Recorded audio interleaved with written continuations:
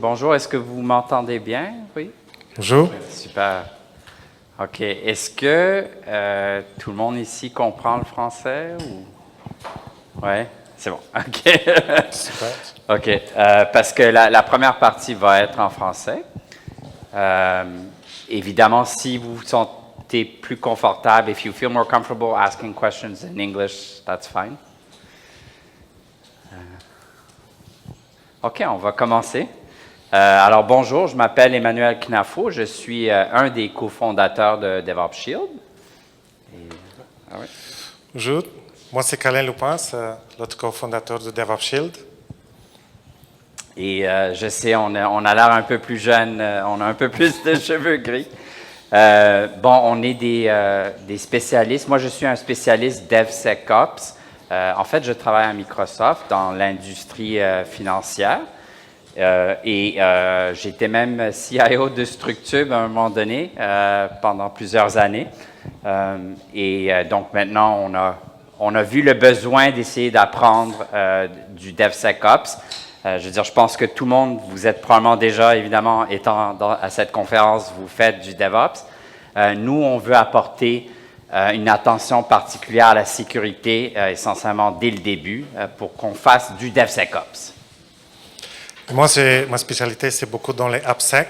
Donc, ça fait 20 ans dans les développements d'applications web, plateformes, et surtout tout ce qui est la sécurité des applications, en continuant tout ce qui est les DevOps, les pipelines. Donc, où Emmanuel se spécialise dans ça, et moi, c'est surtout, on fait une combinaison et spécialité dans tout ce qui est AppSec. Et maintenant, on va apprendre un peu plus de vous et voir si... combien d'entre vous levez la main si vous utilisez Azure DevOps? Super. OK. Combien GitHub? OK. Excellent. Et GitLab? Oh, wow. OK. Oh, super. OK. Donc aujourd'hui, on va faire les laboratoires pratiques. Plus tard, ça va être en GitHub. Et tous les concepts qu'on explique aujourd'hui s'appliquent à tous les trois plateformes. Donc, il n'y a pas de problème. Ouais. Et donc, maintenant, combien de vous avez d'expérience dans DevSecOps dans vos organisations? OK, super.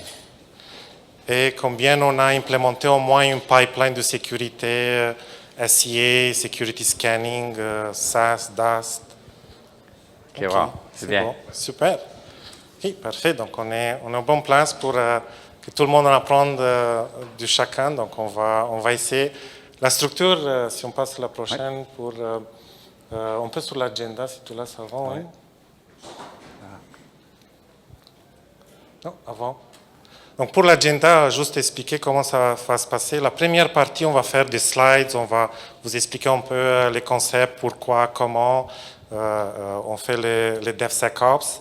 On va se concentrer sur les contrôles, donc on va expliquer toute l'analyse du secret, de dépendance, l'analyse du code statique et dynamique.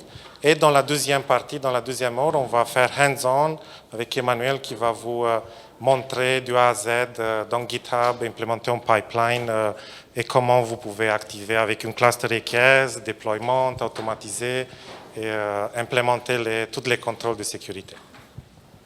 OK, je sais que j'ai vu quelques mains aussi pour Azure DevOps. Alors, je vais vous montrer de quoi ça a l'air dans Azure DevOps, mais je pense que tout le monde, la majorité connaissent GitHub. Bon, on va faire le laboratoire en GitHub. Ensuite, on vous donnera le code. Le code sera public, donc vous allez pouvoir implanter ça. Super. Donc, si on... je vais prendre ça. Oui. Donc, on va commencer par les pourquoi. Donc, je ne sais pas si vous connaissez ce livre de Simon Sinek. C'est un bon livre qui explique, et on va au milieu, c'est le... je pense que ça marche. Non, ça ne marche pas. Donc, le milieu, c'est le why. Donc, pourquoi nous faisons ce que nous faisons. Donc, why we do what we do. C'est un bon début de se poser cette question, surtout quand on est dans la sécurité des applications. Il faut comprendre les pourquoi. Et pourquoi on fait ça? Parce que, imaginez, dans une usine d'assemblage d'avions, il y a plein de contrôles et, comme c'est passé cette année en janvier, un seul boulon manquant, ça peut causer une catastrophe. Donc, imaginez, c'est la même chose dans le monde du logiciel. Un seul porte ouvert dans votre code, ça peut causer une catastrophe pour vous, pour votre organisation. Donc, ça peut être très dangereux. Donc, il faut poser toujours la question pourquoi on fait ça. Et quand on montre ces données qui sont publiques, les violations de données sont de plus en plus présentes et de plus en plus coûteuses. Donc, des gros noms que vous voyez sur l'écran sont faits hacker pour des X raisons, mais c'est le why, c'est important pour comprendre qu'on a besoin dans nos organisations de commencer à sécuriser nos applications. Donc, les violations de données deviennent de plus en plus courantes et plus coûteuses. Donc, c'est toujours mieux de s'assurer. Je ne pense pas que tu as la bonne version. C'est bon. Donc, si on reprend, vous avez certainement tous vos sites préférés pour regarder les nouvelles en sécurité. Nous, on aime beaucoup les Bleeping Computer. Et pour les Canadiens, on a aussi le Centre canadien pour tous les alertes. Donc, c'est un peu l'équivalent de ce qui existe aux États-Unis. Mais on vous recommande fortement de vous inscrire à recevoir des alertes parce que c'est très important.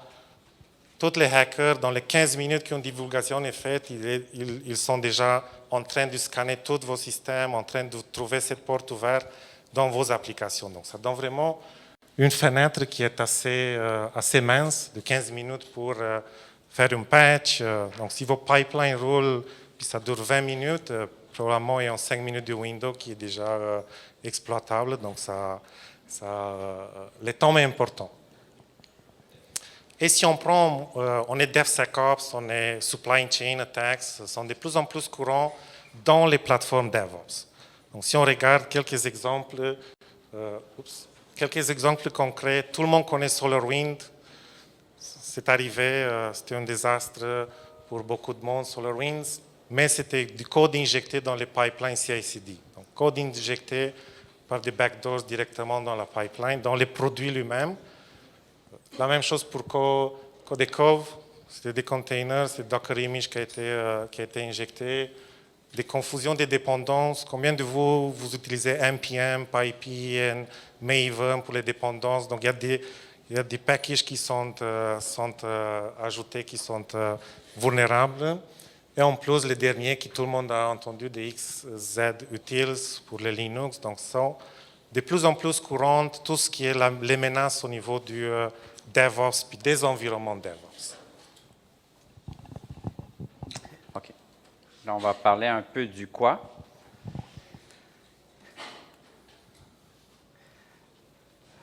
Alors, essentiellement, ça, c'est une application typique à l'échelle de l'entreprise et qui fait des processus DevOps. Et voici essentiellement les vecteurs d'attaque possibles.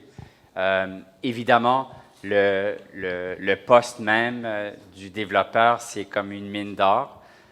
C'est certainement quelque chose qu'il faut protéger.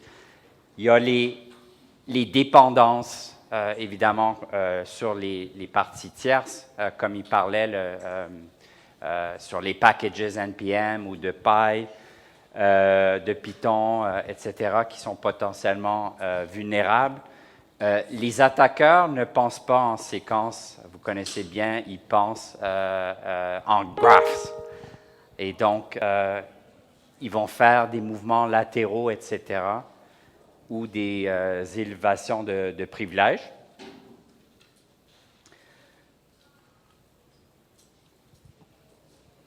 Donc, il faut évidemment protéger l'infrastructure et les processus de développement à tous les étages. Donc, si vous faites, par exemple, du design, si vous faites du threat modeling, peut-être vous utilisez des outils, etc., on veut être sûr qu'on n'est pas en train de laisser ça sur un disque dur qui n'est pas protégé, parce qu'on peut évidemment étudier ce genre de trucs-là. Le code, si vous utilisez une plateforme DevOps, donc on utilise Azure DevOps, GitLab, GitHub, on-prem ou dans le cloud, il faut absolument protéger ces plateformes-là.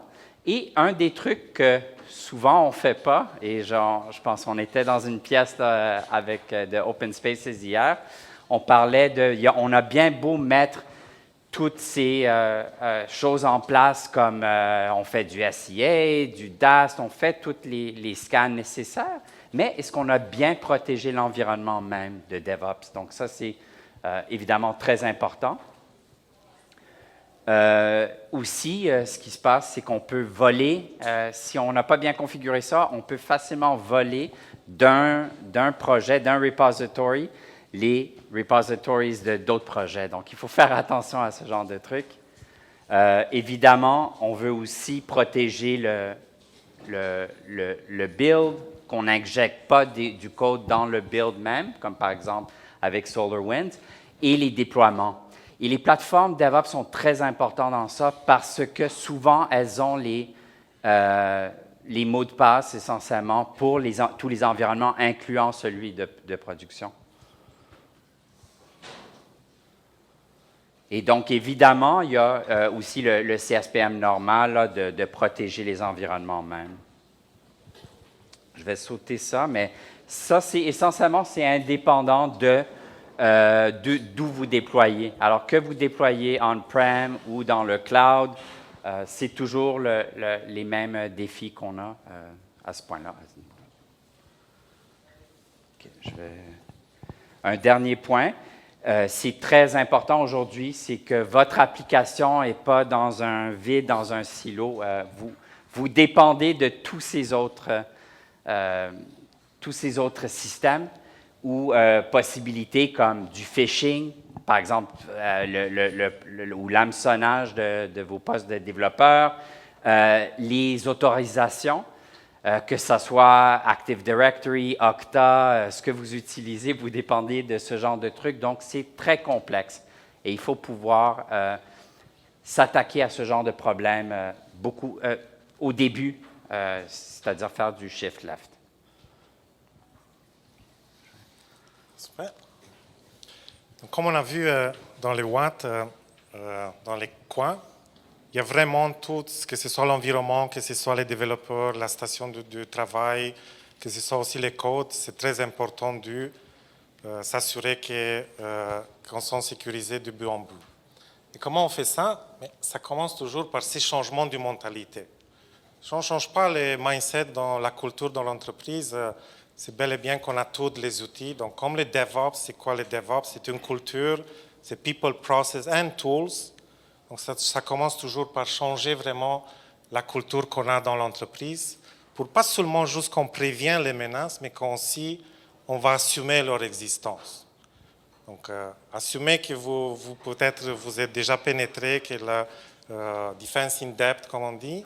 Puis ça commence par ces gens du security mindset qu'il faut, security first mindset, que je vous encourage à tout le monde, quand vous allez retourner au travail, que vous promouvoir cette genre de culture dans vos entreprises, parce que c'est vraiment la sécurité, la responsabilité de tous. Donc, tout le monde est responsable de la sécurité. Ce n'est pas juste le security lead qui va faire ça, parce que lui tout seul ou elle toute seule, ils ne vont pas réussir à faire. C'est le dev, c'est le PM, c'est le leadership, c'est tous les stakeholders qui doivent participer à cette responsabilité partagée.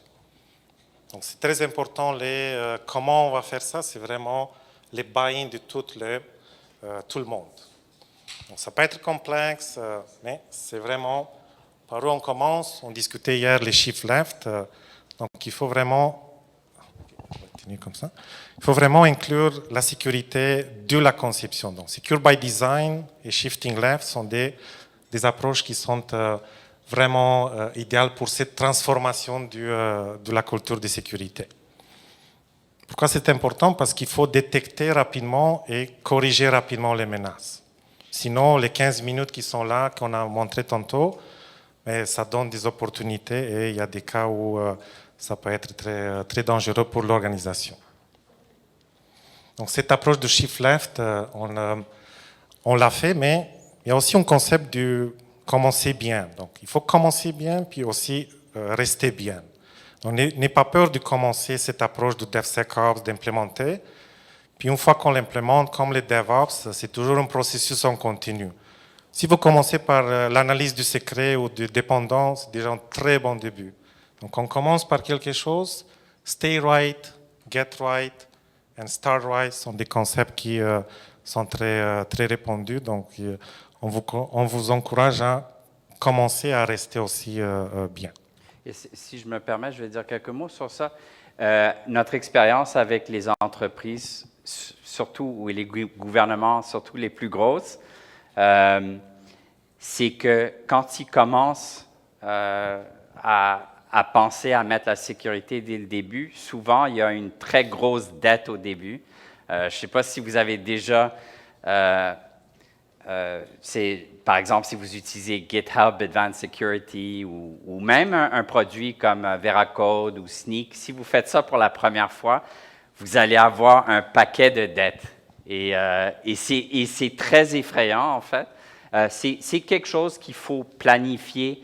Il ne faut pas prendre ça à la légère. Même au début, on va mettre du secret scanning, n'importe quoi, GitLeaks, GitHub Advanced Security. Ce qui va se passer, c'est que vous allez trouver un paquet de dettes. Et c'est très effrayant, mais il faut aussi une stratégie à comment résoudre cette dette. Et donc, c'est un peu cette mentalité start right. C'est surtout pour les projets verts. Mais get right, c'est cette partie qui est très importante et qu'il faut faire souvent en stratégie. Il faut prioriser. Donc, il y a des systèmes comme des ASPM, etc., qui permettent de prioriser cette dette. Alors, évidemment, on va s'attaquer aux secrets de production, etc., avant des secrets de sandbox, d'environnement sandbox, etc., même pour les vulnérabilités que vous allez trouver dans le SAST, dans les dépendances SCA aussi, il faut avoir une stratégie. Donc, attaquer les plus critiques au début, etc., et selon ce qui est important pour vous. Donc, c'est à vous de déterminer le risque. Vous allez probablement vouloir, tout étant égaux, une vulnérabilité high ou moyen n'est pas la même pour un produit qui est mission critical versus, évidemment, un développeur qui essaie d'apprendre Kubernetes ou quelque chose comme ça dans un environnement sandbox. Super. Et que si on voit ces slides, c'est vraiment les concepts de stay right, start right, stay right, et que vous les trouvez aussi dans les platform engineering. On parlait dans les talks tantôt avec du platform engineering. Donc DevSecOps, ça fait partie, ça doit faire partie de ce concept du platform engineering, parce que vous devrez commencer avec les outils de DevSecOps et aussi avoir une amélioration en continu. Et en parlant de commençant, comment pourrons-nous garantir qu'on a, donc disons qu'on a une organisation mature qui fait du DevSecOps, mais comment elle peut garantir que tous ces contrôles sont en place?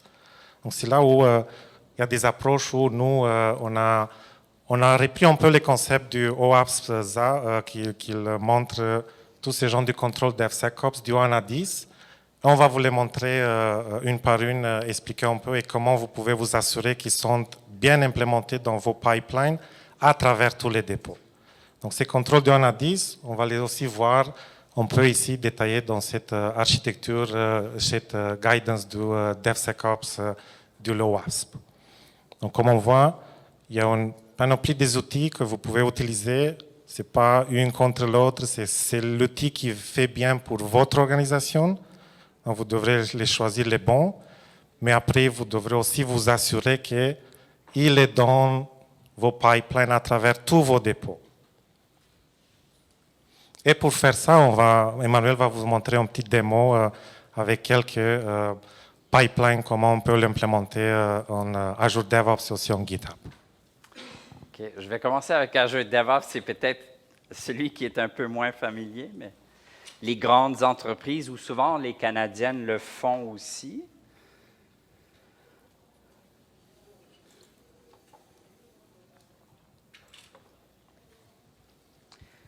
Donc, le schéma que vous avez vu, on peut le voir un peu ici.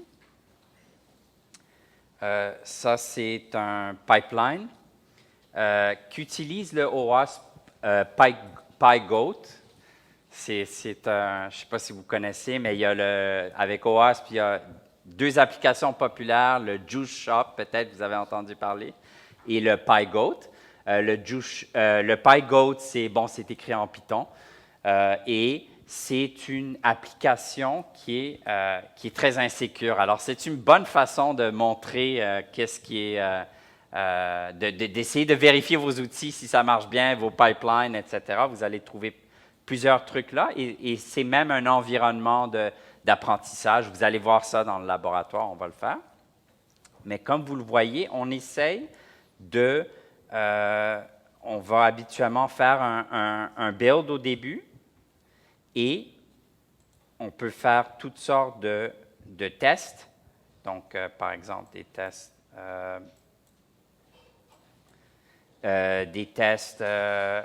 par exemple, MSDO, ça fait un scan de plusieurs trucs, incluant un container scan. On peut utiliser le DevOps Shield Security Scanner pour vérifier que l'environnement même est bien configuré.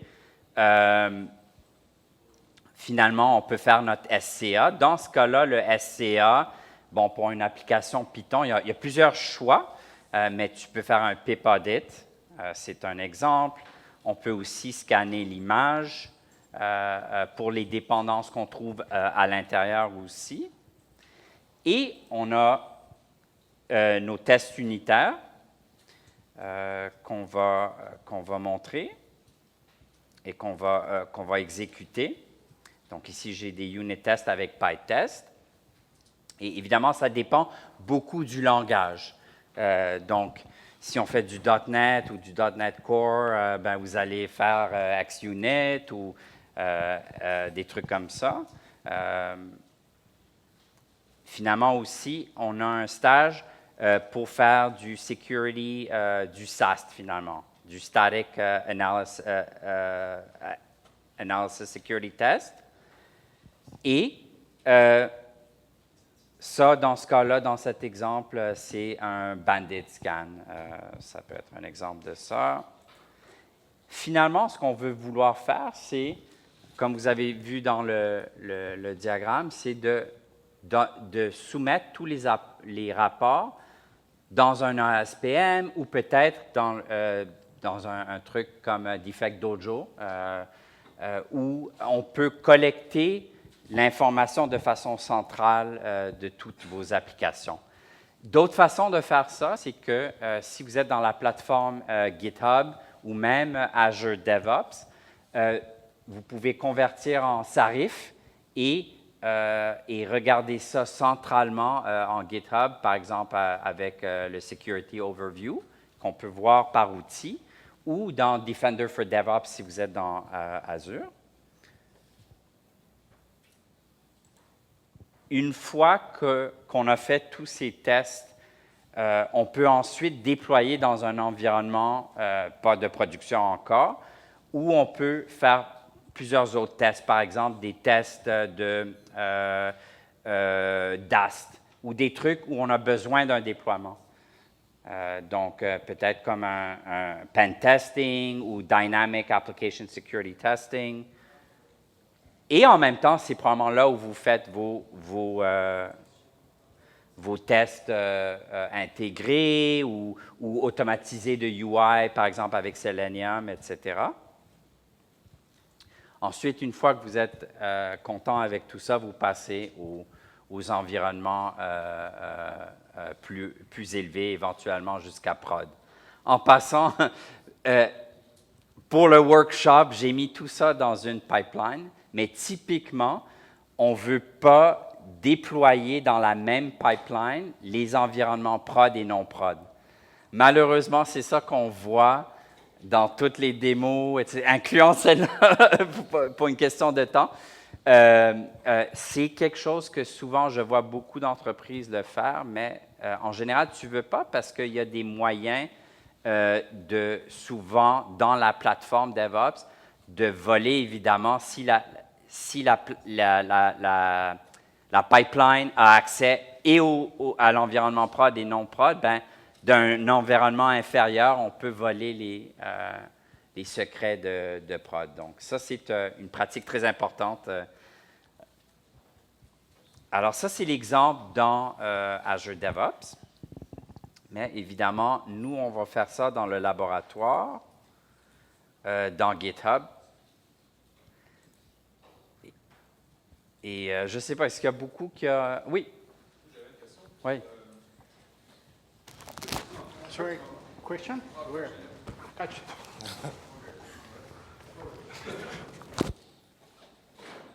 Et- One, two, one, two. Ouais, c'est ça. Tu disais, parce qu'en ce moment, on a des pipelines où on décide qu'on déploie en prod ou en pré-prod ou en lab avec un paramètre ou une variable dans le pipeline, mais c'est le même pipeline. Donc, ça ne devrait pas être le cas. Ça devrait être deux pipelines différents, un pour prod, un pour pré-prod, un pour lab. Typiquement, oui, mais ça dépend de la plateforme que vous utilisez. Peut-être tu veux dire un peu sur Branch Control.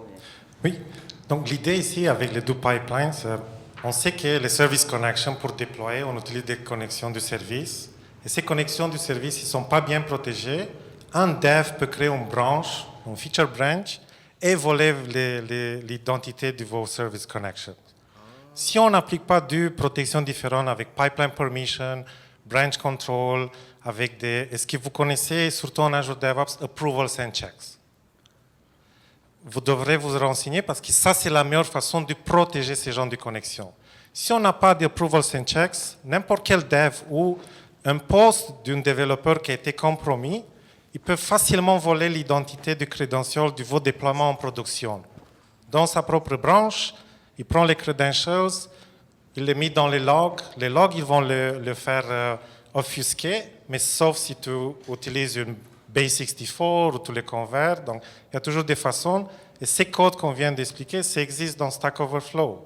C'est disponible online. Donc, quelqu'un qui met la main sur une poste de développeur peut aller collatéral, se promener dans vos environnements, soit voler les codes, soit voler des identités. Et ça explique un peu dans les watts où on a présenté les environnements complexes. Ils peuvent jouer après dans vos codes et vos productions. D'ailleurs, en fait, merci pour la question, parce que ça a été un peu l'inspiration de faire partir DevOps Shield, en fait, parce qu'on travaillait pour un ISV dans le monde FinTech, qui était hyper avancé. Ils avaient du platform engineering il y a déjà 5 ans là, sur Kubernetes et tout ça, où ils avaient leur pipeline qui était hyper avancé. Ça, c'est beaucoup plus simple, je veux dire, qui avait tous les tests, behavioral testing, ils faisaient du burp pour du dynamic application, ils avaient tout, check-off, checkmarks, etc. Tout était en place. On dirait qu'ils faisaient tout leur travail. Le problème, en fait, c'est qu'on avait remarqué justement ce problème. C'est que en donnant le service connection, qui est essentiellement la connexion à Azure ou à AWS ou n'importe quoi, à leur environnement de déploiement, on était capable, on travaillait pour les aider pour accélérer les tests, mais on a tout de suite remarqué que, en fait, à cause qu'ils n'ont pas fait attention, ils ont laissé les défauts dans les configurations de Azure DevOps, on peut facilement faire une branche en tant que développeur, voler les credentials élevés de production et effacer notre branche, essentiellement sans laisser de traces. Donc, vous pouvez vous imaginer qu'une fois qu'on a trouvé ça, c'était, et je ne sais pas si vous avez peut-être avec le Log4j ou des trucs comme ça, vous avez vécu quelque chose comme ça, mais là, on est allé directement parler au CISO pour leur dire, écoute, votre équipe d'ingénieurs, de platform engineers, super avancés, ils font bien leur job, etc. Mais ils ont laissé une mauvaise configuration dans leur Azure DevOps. Et donc, de là, on arrive à voler les secrets de production sans laisser de traces. Évidemment, quand tu dis ça au CISO, vous pouvez vous imaginer à quoi le CISO pense. OK, ça, vous avez trouvé ça dans un produit. Maintenant, où est-ce que j'ai ce même problème à travers tous les autres produits? On a des centaines de produits, des centaines de projets, de repositories, et dans GitHub, et dans Azure DevOps, et même peut-être GitLab, pas dans leur cas, mais c'est la Bitbucket. C'était la situation dans laquelle le CISO se trouvait. Donc, on arrivait à leur expliquer comment régler le problème, mais comment est-ce qu'on fait ça pour régler ça à travers toutes les organisations? Donc, c'est pas juste bien faire la job pour chacun des produits individuels. On veut aussi une vue globale, essentiellement l'inventaire de tout, toutes les repositories et de toutes les configurations là, de chacun. Donc, c'est un problème. Pensez à ce problème. Si vous trouvez quelque chose, comment est-ce que vous savez que ça n'a pas été... où est-ce que ça a été reproduit et est-ce qu'on arrive facilement à régler le problème? Donc, c'est un peu cette problématique qu'on voulait résoudre. Je m'excuse, on a divergé un peu, là, mais juste pour vous donner... Je suis sûr que vous pouvez comprendre ce genre de problème. Puis juste pour ajouter, pour faire une petite parenthèse et aller sur GitHub pour Emmanuel, c'est la même chose en GitHub.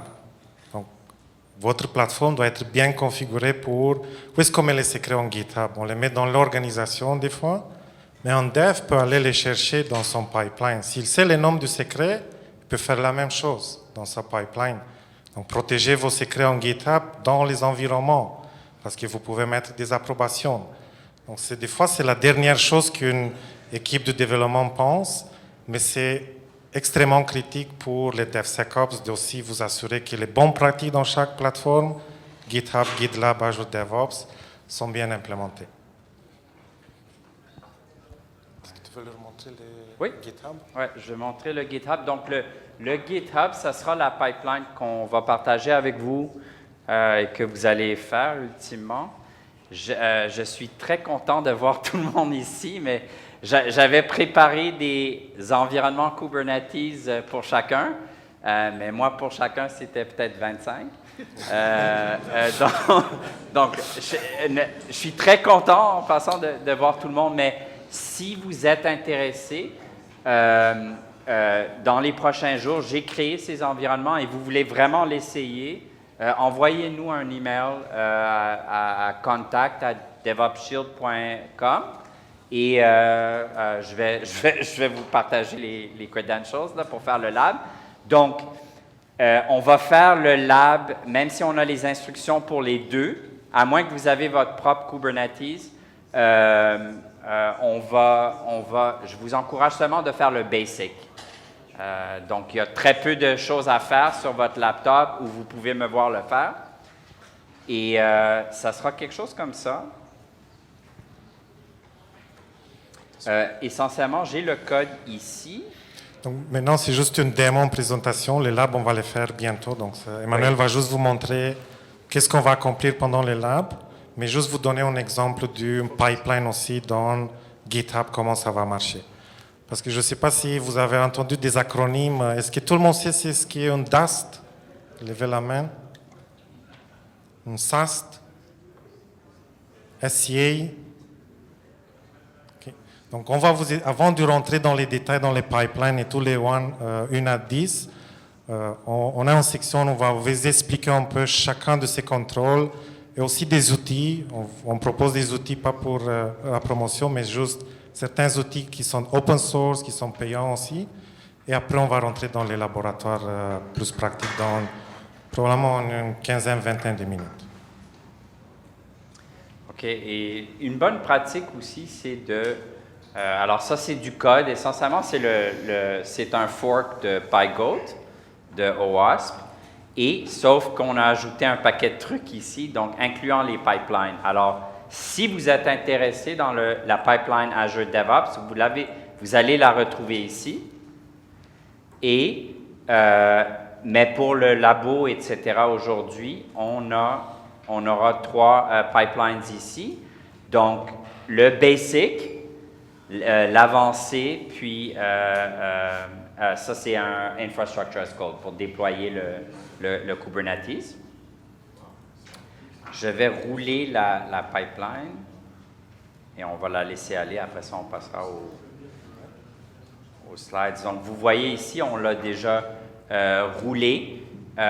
Ici, on a même activé, c'est dans les instructions du laboratoire, on a activé CodeQL, qui est un autre SAST. Et dans ce cas-là, il y a du JavaScript avec Python et CodeQL arrive à faire. C'est comme SonarQube, un exemple. Et donc ici, ce que je vais faire, c'est que normalement, on va mettre des settings ici. Et le plus possible, c'est mieux, comme il a dit Kalin, on ne veut pas mettre des organization secrets ou même des repository secrets. Normalement, tu veux diviser ça dans des environnements. Et donc, vous voyez qu'on a mis les secrets, etc., par environnement. On a triché un tout petit peu là, pour le laboratoire. Là. Il y a certains secrets quand même. Mais en général, juste pour que vous le sachiez, tu vois, donc normalement, tu veux en fait éviter ce genre de truc et tu le mets juste dans les... pour chaque environnement, tu mets les bons secrets. La raison pour laquelle j'ai fait ça, je voulais rien qu'un cluster, puis j'ai mis test et prod là-dedans. Mais normalement, évidemment, on sépare tout ça. Et finalement, on peut rouler soit le basic ou l'avancé. Moi, je vais rouler l'avancé pour qu'on voit un peu de quoi ça a l'air. Et normalement, j'ai fait ça manuellement, mais tu veux faire que ça fasse partie d'un CI et CD. Donc, normalement, tu veux faire ça après un pull request. Parce que je ne voulais pas qu'il démarre à chaque fois. Là. Donc, c'est ça. On a roulé la pipeline avancée et qui, elle, va essentiellement faire un build et du container, le pousser dans un container registry. Oui, j'en avais pour chacun, s'il y avait 25 ou moins. Et ensuite, ce que ça va faire, c'est que ça va faire un container scanning. Il y a des trucs payants ou il y a des trucs comme Aquatrivy, qui est la version gratuite de Aqua. Donc ça, ici, on fait du Aqua. Ensuite, par exemple, on peut faire un paquet d'autres DevSecOps, de tâches DevSecOps. Donc ici, ce qu'on va faire, c'est... on va faire des... attends, ça roule encore là, mais on va faire des trucs comme du Git leaks. Ouais. Ah, je vais prendre une que j'ai déjà faite, c'est mieux encore. Ouais. Donc, disons celle-là qui a déjà été faite, ça va être un peu plus simple. Alors, vous voyez, c'est un exemple. Tu vois, je fais un Git leaks ici pour le secret scanning. Ensuite, on fait un dependency check. Donc, OWASP, un exemple. J'essaie de prendre des produits open source autant que possible, là, mais OWASP offre un dependency check qui est un genre de SCA, donc de Software Composition Analysis, donc les dépendances. Alors, ça, c'est fait ici. Ensuite, on essaie de uploader les résultats, soit dans un SARIF, soit dans une banque centralisée comme Defectdojo, etc., pour que les personnes de sécurité arrivent à voir cette vue d'ensemble avec pour essayer de comprendre à travers l'entreprise quels sont le genre de problèmes qu'on a. On fait passer le DevOps Shield Scanner qui va vérifier, et ça, en fait, c'est gratuit, cette version, il est freemium, donc ça va vérifier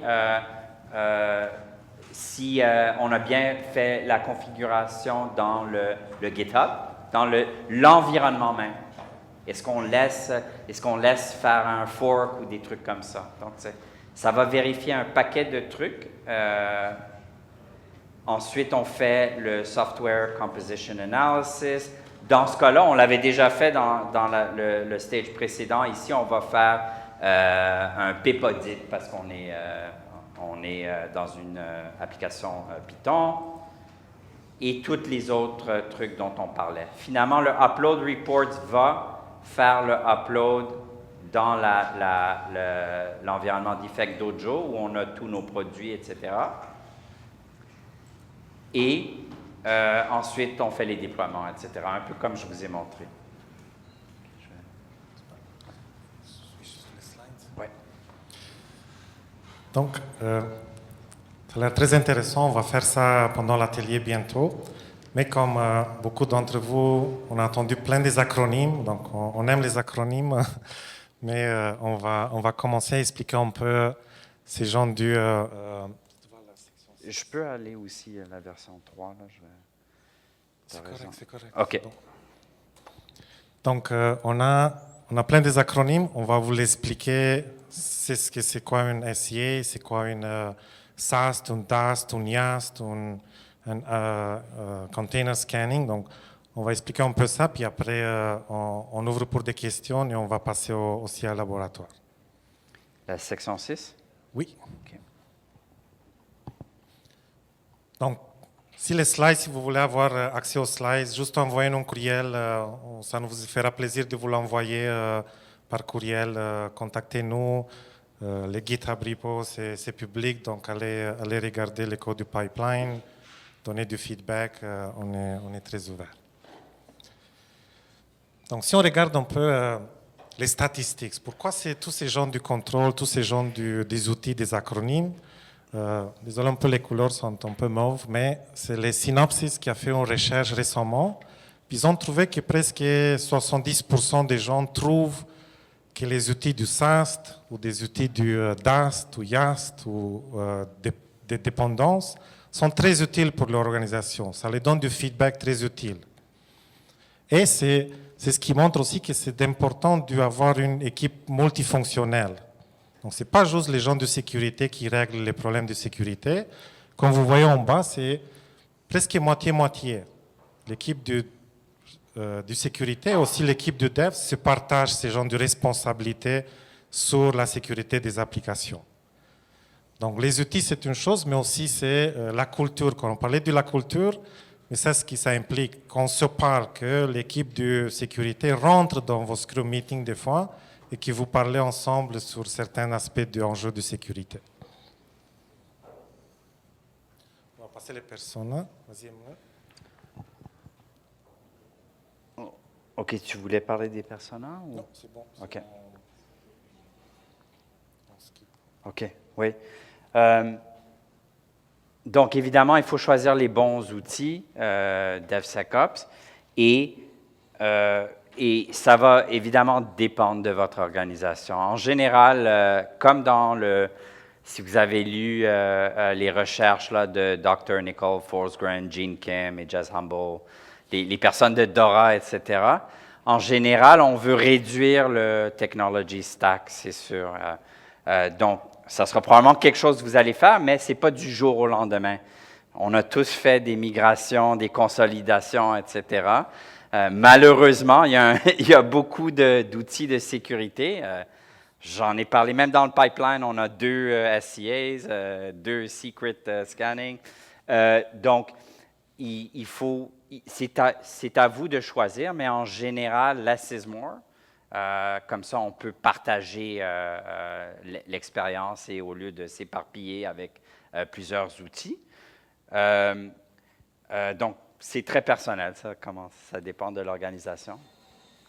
Donc, les outils, on a plein, c'est comme on m'a montré. Donc, OWASP vient avec un guide. Ça ne veut pas dire que ce sont les seuls outils, mais c'est plus les outils qui sont open source que vous pouvez commencer. Puis après, il y a aussi des outils qui sont payants.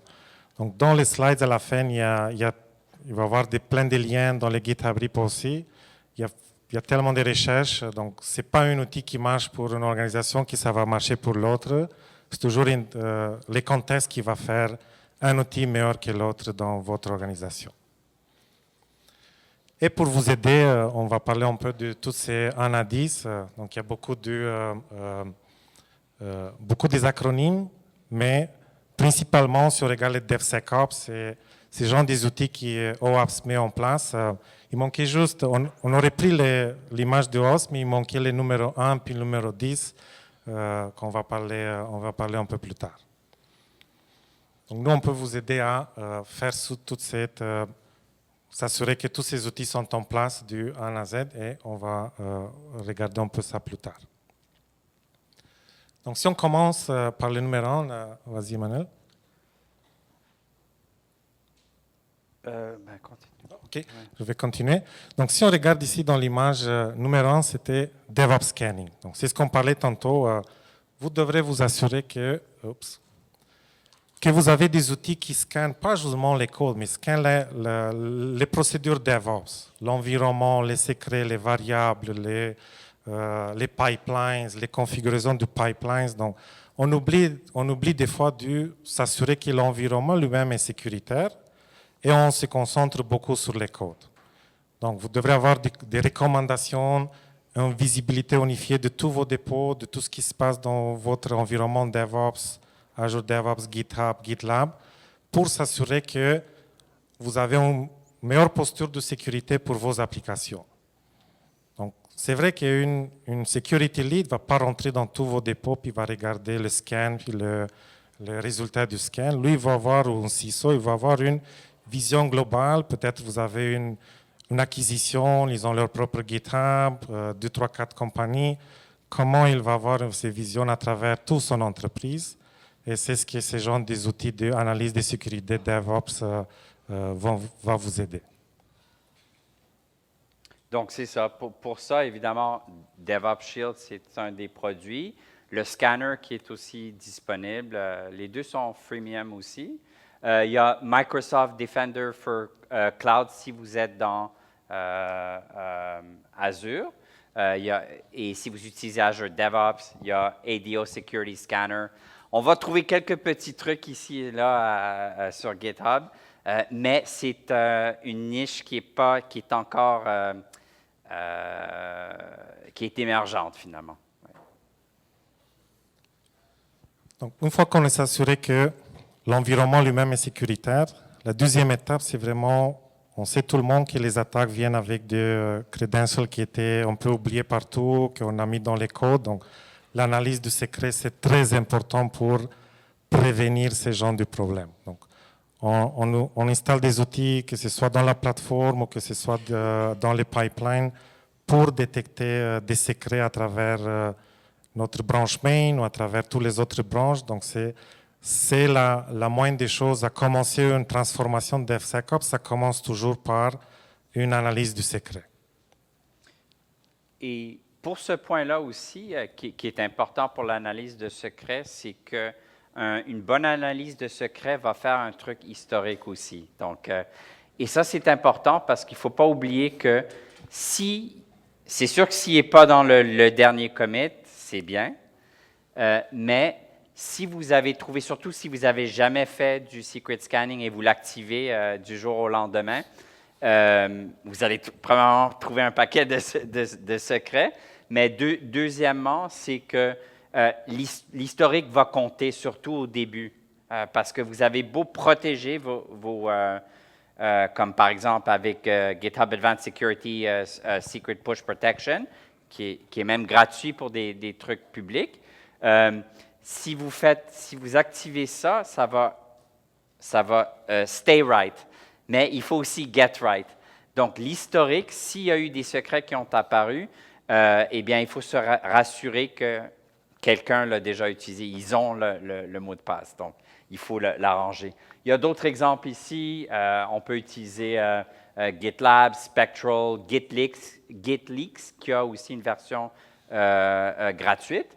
GitGuardian et GitSecret, c'est des exemples de tels outils. Super. Donc, on passe au prochain. Une fois qu'on a les secrets réglés, qu'on a mis en place toute l'automatisation pour s'assurer qu'il n'y a plus de secrets, on passe à la prochaine qui c'est l'analyse des composants. Donc, on utilise tout le monde des dependencies, que ce soit .NET, Java ou d'autres. Donc, ces gens du Software Bill of Materials, les licences qu'on utilise, c'est très important. Donc, c'est la deuxième quick win qu'on peut faire dans une implémentation du DevSecOps. Et ça, ouais, pour le SCA, ben, il y a tous ces outils-là. Il y en a d'autres, c'est sûr. Là. Il y a le Dependency Scan, MEN, qui était connu, avant c'était White Source. Spectral, Veracode, Snyk, GitLab, ils ont tous ce genre d'outils. Ce qui est important dans le SCA, le Software Composition Analysis, donc c'est essentiellement, vous savez que 90% de votre code n'est pas du code écrit par vous. Hein. Ça dépend essentiellement des packages que vous utilisez. Donc, il y a des trucs à faire pour ça. Et ça dépend beaucoup du langage. Je pense qu'il y a une question, ouais. Super, ouais. On fait affaire avec un fournisseur de logiciels externes. Dans le fond, on a notre propre code source qui réfère des dépendances qui sont fermées du fournisseur externe, que lui fait référence à du code open source ailleurs. Oui. OK? Je cherche un moyen de pouvoir valider la qualité du code venant de mon fournisseur, considérant que le code source est fermé. Ouais. OK. Dans ces cas, il y a aussi, si le code est fermé, il y a aussi des analyseurs qui font l'analyse du code binaire compilé déjà. Donc ça, c'est pas au niveau de dépendance, mais au niveau de leur code, ils font ça black box, white box. Donc il y a des gens des outils qui font l'analyse du code compilé. Tu as un exemple de produit? Ça dépend de la technologie, mais par exemple, je sais que Beanskin, plus tard, il fait ça. Si c'est du DLL, du .NET, Beanskin fait ce genre de trucs d'analyse du code. C'est pas plus dans les domaines statiques, c'est vraiment le prochain qui est les SAST, l'analyse du code. Salut.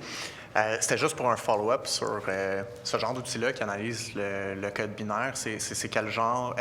Est-ce que c'est capable de comme, décompiler le code et de regarder de ce bord-là ou ça interagit vraiment pour avoir le behavior de ce code-là puis le fuzzer, par exemple, ou ce genre de choses? Ben, comme Binskip, ça va utiliser Reflection, .NET Reflection,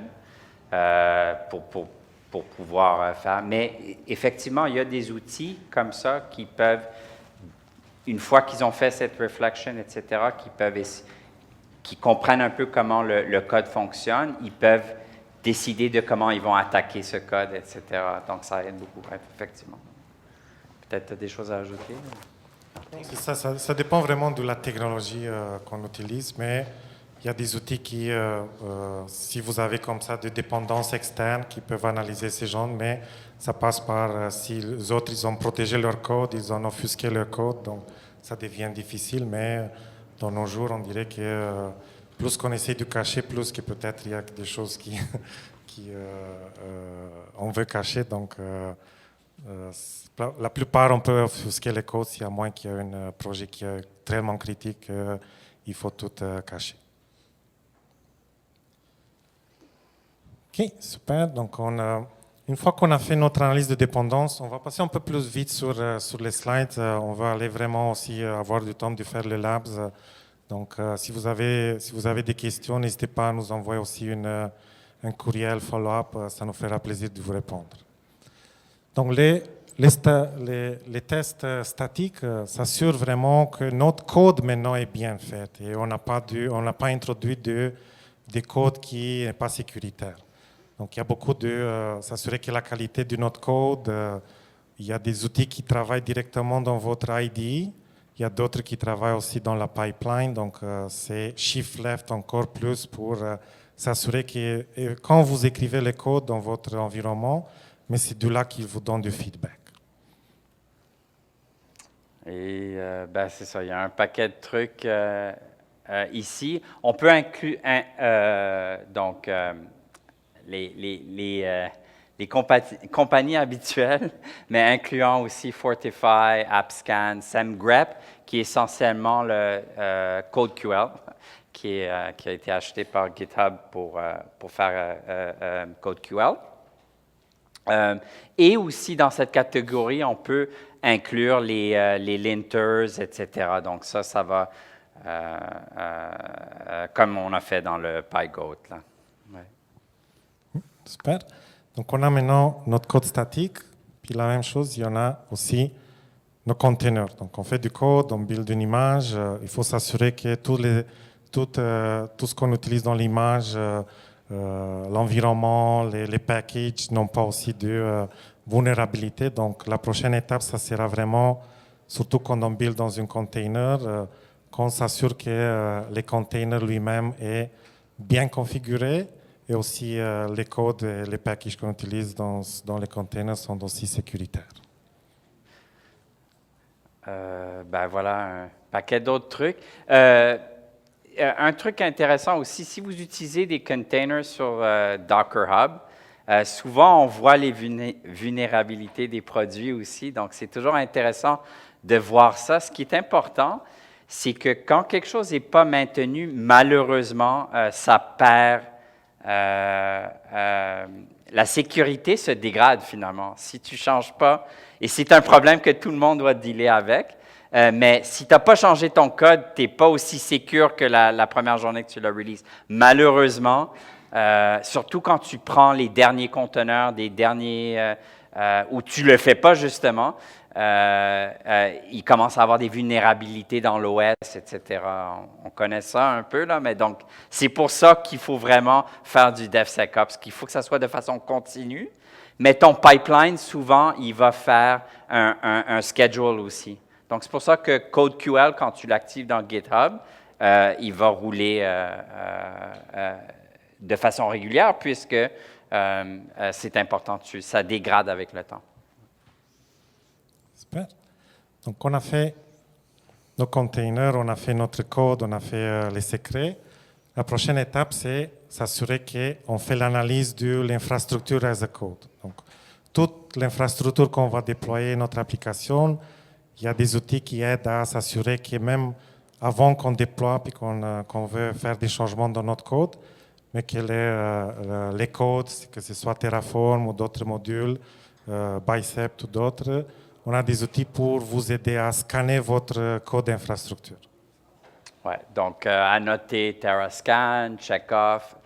KubeSec, qui est un produit open source, si vous utilisez Kubernetes, c'est une bonne façon de faire une première passe de la sécurité de votre cluster. Checkmarx, Spectral, d'autres exemples, Accurix. Ouais.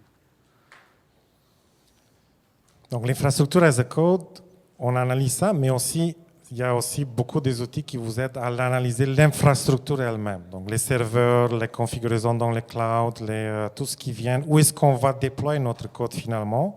Mais il faut aussi analyser que ces environnements sont bien configurés, identifier des erreurs de configuration, des vulnérabilités qui peuvent être associées même avant que vous déployez votre application.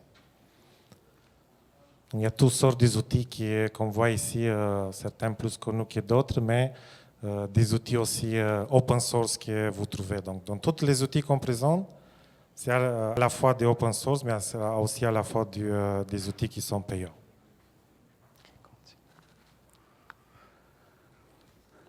Vas-y. On va passer un peu rapidement. Donc, la prochaine, c'est on déploie notre application dans votre cloud préféré. Maintenant, il y a des outils qui analysent dynamiquement les codes. Donc, ils vont aller chercher des API, aller à gauche, à droite dans vos pages, remplir des formulaires pour s'assurer du point de vue dynamique d'un utilisateur qu'il ne trouve pas de failles, que vous avez activé HTTPS, qu'il n'y a pas de documents qui ne sont pas protégés, qu'il n'y a pas de endpoints dans vos REST APIs qui restent ouvertes. Donc, tous ces genres de tests dynamiquement pour simuler des attaques. Donc, c'est beaucoup des outils qui sont utilisés.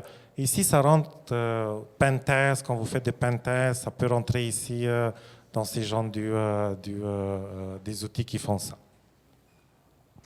Oui, donc on a plusieurs OS, Zap ou Z-Attack Proxy, qui est gratuit, va faire ce truc dynamique. Il va essayer de découvrir des URL, faire des attaques.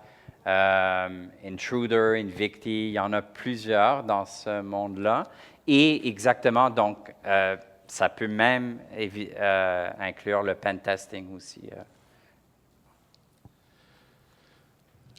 Le prochain, c'est aussi assez important, puis on a vu tantôt que c'était 67% des gens qui trouvent que c'est intéressant, mais une approche un peu plus différente. Donc, il s'appelle YAST.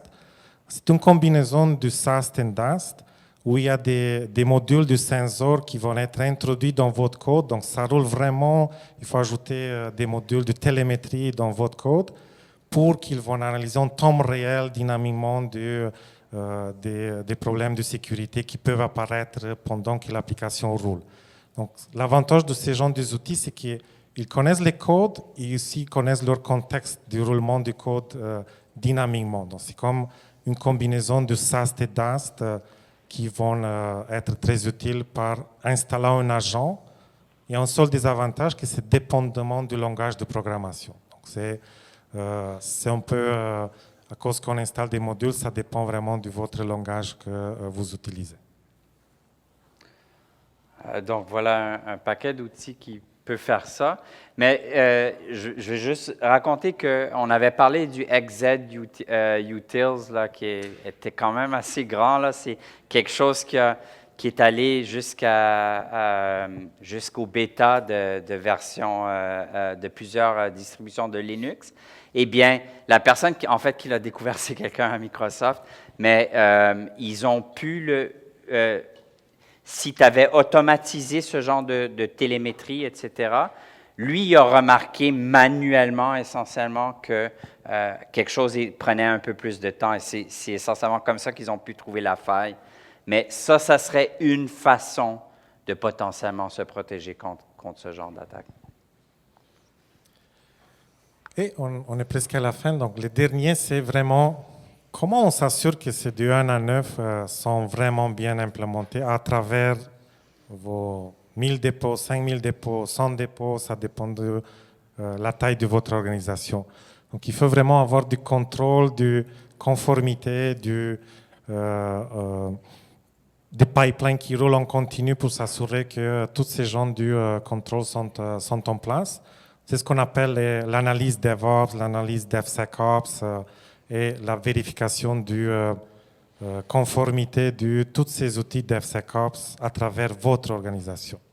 Donc, des fois, c'est complexe à voir les big picture, comme on dit, et il faut trouver des outils qui peuvent vous aider soit que vous implémentez vous-même dans votre organisation, l'équipe du Platform Engineering, ils ont besoin de faire ça, soit qu'on trouve des outils qui peuvent vous aider. Oui, donc, en réalité, c'est quand même émergent ce domaine. Souvent, on va voir les plus grandes entreprises, justement, comme il l'a dit, faire leurs propres moyens, de leur propre façon, écrire des API, etc., pour essayer de collecter cette information. Sinon, justement, DevOps Shield, c'est une plateforme qui permet de faire ça automatiquement, donc de collecter cet inventaire, puis se rassurer que vous savez quels DevSecOps contrôles ont été en place, puis pour chacun de vos produits, vos repositories. Et essentiellement, c'est si vous connaissez, un peu comme Azure, si vous connaissez Policy as Code ou des trucs comme ça, c'est essentiellement le même système.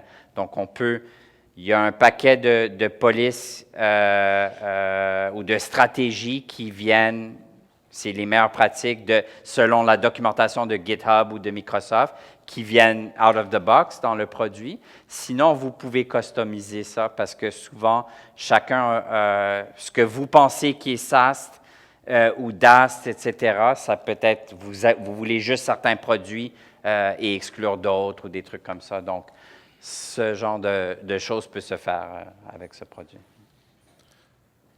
Donc, on a révisé du 1 à 10. C'est ce qu'on voulait savoir. Donc, il y a plein des outils qui vous aident. Choisissez les bons outils pour votre organisation. Ça ne veut pas dire qu'une marche pour une compagnie, ça va marcher pour vous. C'est toujours évaluer-les. C'est le contexte qui fait la différence. C'est le développeur qui doit savoir qu'est-ce qu'il doit faire pour chacun de ces outils. Et finalement, avoir en place aussi des outils qui vous aident à vérifier du 1 à 10 qu'est-ce qui se passe. Donc ces gens du contrôle de conformité sont importants pour l'organisation et on peut apercevoir de l'outil qu'on a créé, DevOps Shield. Ça peut vous donner ces gens du checks pour voir que à travers tous vos dépôts, le DevSecOps a été implémenté et sinon ajouter aussi de l'automatisation pour injecter des pipelines automatisés dans vos dépôts s'ils ne sont pas déjà là. Donc ça donne une information globalement dans votre organisation, c'est quoi votre posture de sécurité DevSecOps, donc ça peut être très utile d'avoir cette vision globale. Je pense qu'on va passer un peu plus rapidement sur l'automatisation et on va... Donc c'est vraiment important, peut-être juste quelques mots ici sur l'importance de l'automatisation et après on va passer aux questions et aussi aux labs dans 5 minutes. Ouais, on va. Donc évidemment, l'automatisation, vous la savez déjà à cause du DevOps. Donc c'est vraiment, et en fait, certains de vous déjà font du DevSecOps. Donc on veut réduire l'erreur humaine.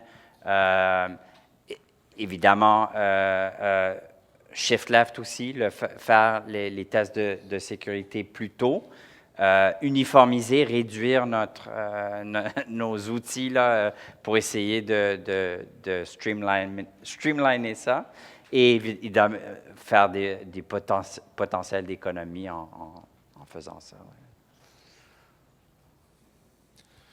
Donc ça revient comme vous voyez, on répète beaucoup on aime beaucoup cette slide, donc on les répète juste pour vous donner une idée comment vous pouvez intégrer ça dans Vault.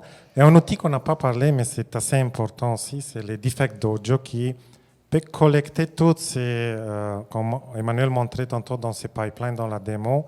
C'est un outil qui vraiment supporte 100 et plus providers pour collecter toutes les SARIF et toutes les logs de chacun des outils centralisés dans une plateforme.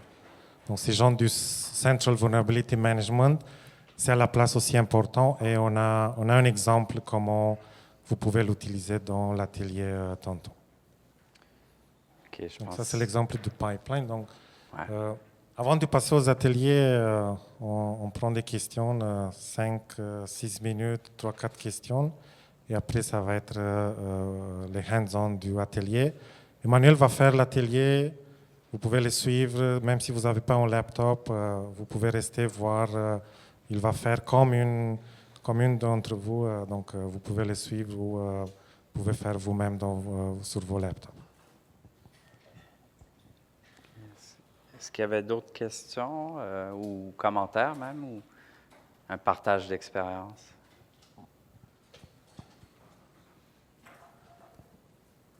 Okay. Est-ce qu'il y a quelqu'un qui, dans l'organisation, a implémenté un ou plusieurs de ces contrôles DevSecOps qui peut partager leur expérience?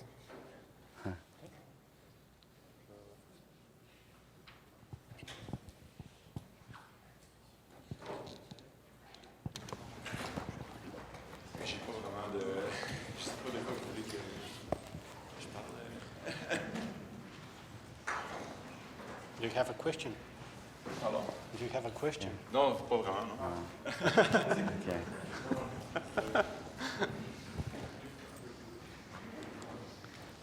OK.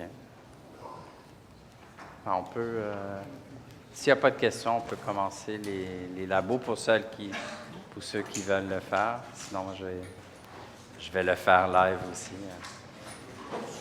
Sinon, n'oubliez pas, si vous voulez les slides, envoyez-nous un courriel. Ça nous fera plaisir de partager toutes les slides. Donc, il n'y a pas de problème.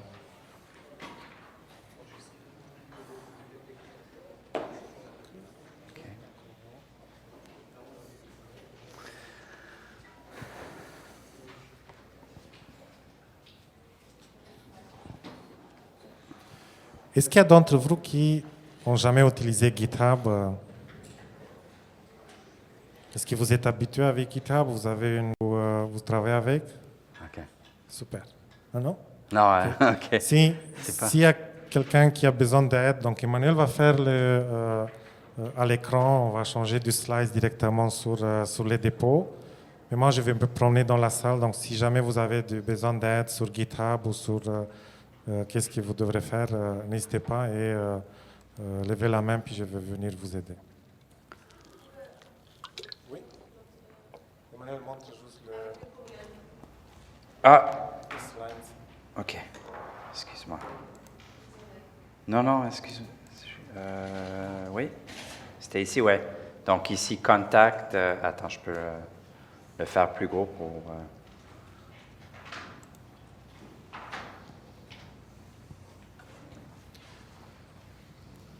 Et si vous voulez voir notre produit live, c'est disponible sur Demo, donc vous n'avez pas besoin de créer de compte ou quoi que ce soit.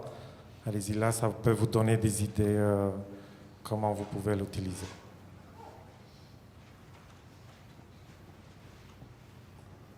OK, puis en fait, je vais essayer de... Je pense que je vais faire juste si on rentre github.com.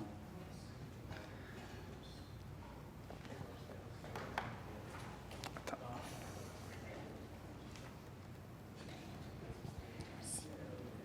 Alors, si vous faites DevOps avec Shield, donc il y a 2 S en fait.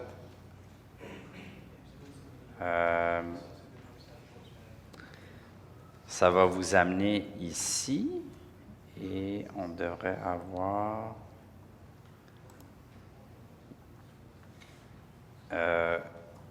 c'est celui-là, le DevSecOps Workshop.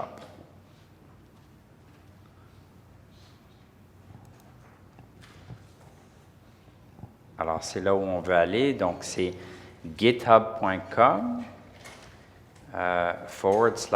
/DevOps Shield avec 2 S / DevSecOps /workshop. Ça va vous amener ici. Et c'est ça que vous allez vouloir. Donc, ici, vous allez avoir les labos ici.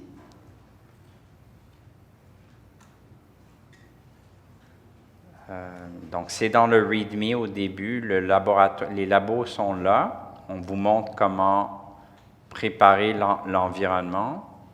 Est-ce qu'on a assez? Ouais, je vais faire le basic. Ouais, OK, on va faire le basic. Mais je veux juste que vous soyez au courant que vous pouvez suivre les instructions si vous n'avez pas assez de temps ou vous voulez le faire vous-même au travail ou à la maison. Ben, vous pouvez suivre les instructions là et faire chacune des activités ici.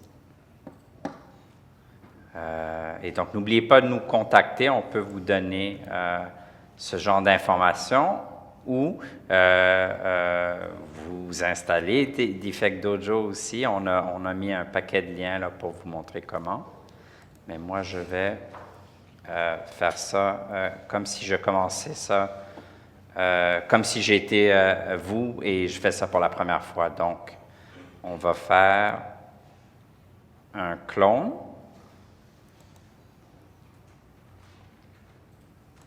OK. Là, je vais embarquer avec mon usager. Ouais. Ah oui, je vais faire un fork en fait. OK. C'est encore plus facile. Alors, vous allez au même répertoire, vous allez faire un fork.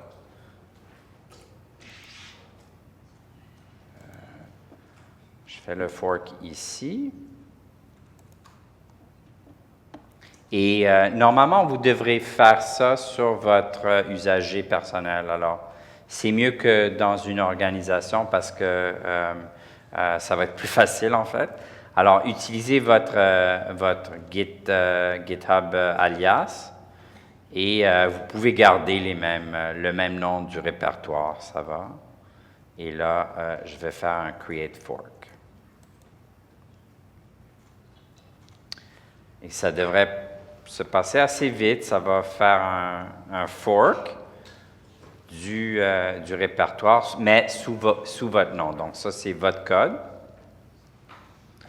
Et là, vous pouvez faire un clone. Soit vous copiez ça avec le GitHub CLI si vous l'avez, sinon vous pouvez rien qu'utiliser Git. Et c'est ça que je vais faire, je vais juste faire un Git. Bon, je vais... Alors, trouvez-vous un répertoire, on va faire Git clone.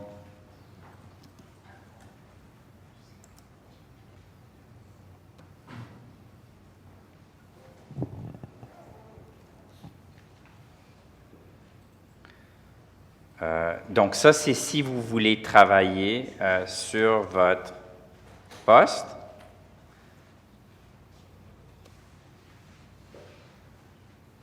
Vous pouvez, par exemple, utiliser Visual Studio Code, puis travailler sur votre poste.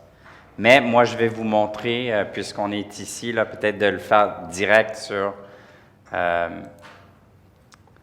et ça va vous donner tout le code, les pipelines, etc. Et vous pouvez travailler de Visual Studio Code. Sinon, on peut travailler directement sur GitHub. C'est ce que je vais faire. C'est un peu plus facile, là. Des fois, on ne peut pas installer certains logiciels dans notre poste. Là, ça. OK, je vais fermer ça.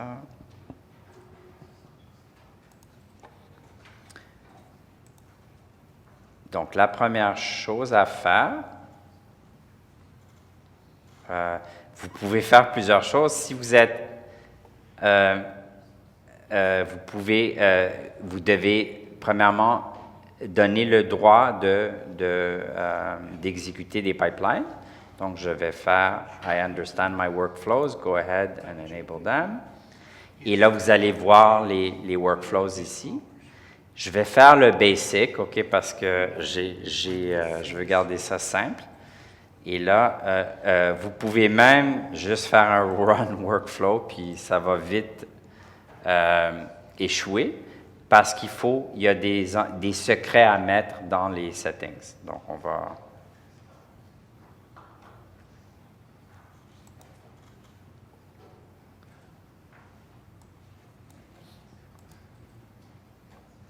Alors, vous voyez, ils disent que pour le basic, on va utiliser l'usager commun dans notre environnement de Defect Dojo, parce que je sais que vous ne savez pas Defect Dojo d'installer.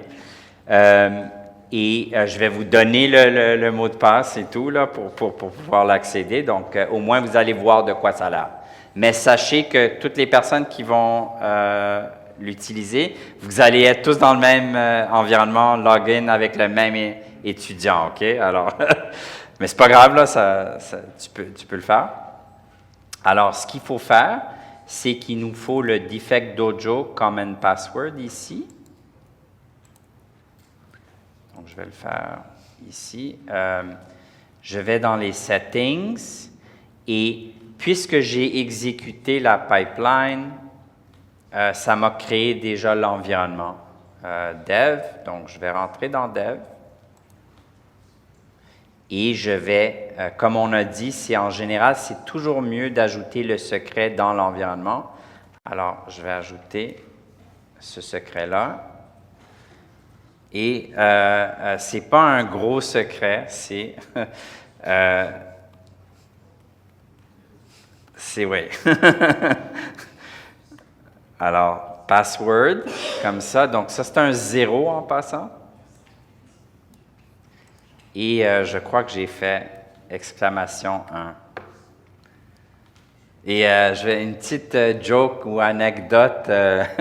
Si vous avez déjà créé des passwords, tu sais, au début, on demandait des passwords assez simples, des trucs comme ça. Après ça, soudainement, je pense que c'était un comédien, j'ai oublié c'était qui a fait. Il raconte cette joke. Après ça, il nous a demandé d'ajouter un chiffre. Ben, j'ai ajouté le numéro 1. Et ensuite, ils m'ont dit d'ajouter un special character. Ben, j'ai mis le point d'exclamation. Alors, tout le monde a des passwords. Le password qu'ils connaissent bien avec leur caractère spécial favori, c'est peut-être l'arrobas ou le... En tout cas. Ouais, excuse-moi, hein, j'en voyais mal le password, ouais. Attends, je vais faire un... Est-ce qu'ils m'ont plus? Est-ce que vous savez pourquoi il faut le mettre les secrets sur l'environnement? Parce qu'on dit il faut le mettre, mais est-ce que vous savez la raison?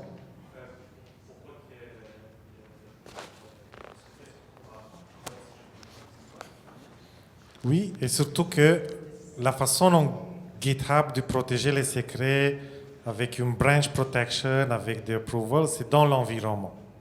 Donc, une fois que vous avez créé les secrets, vous allez avoir, je veux que mon secret est disponible juste dans la branche main. Donc ça veut dire que ça bloque une malveillant qui veut faire dans sa propre branche, changer le GitHub Action Pipeline, rouler manuellement cette pipeline dans sa branche.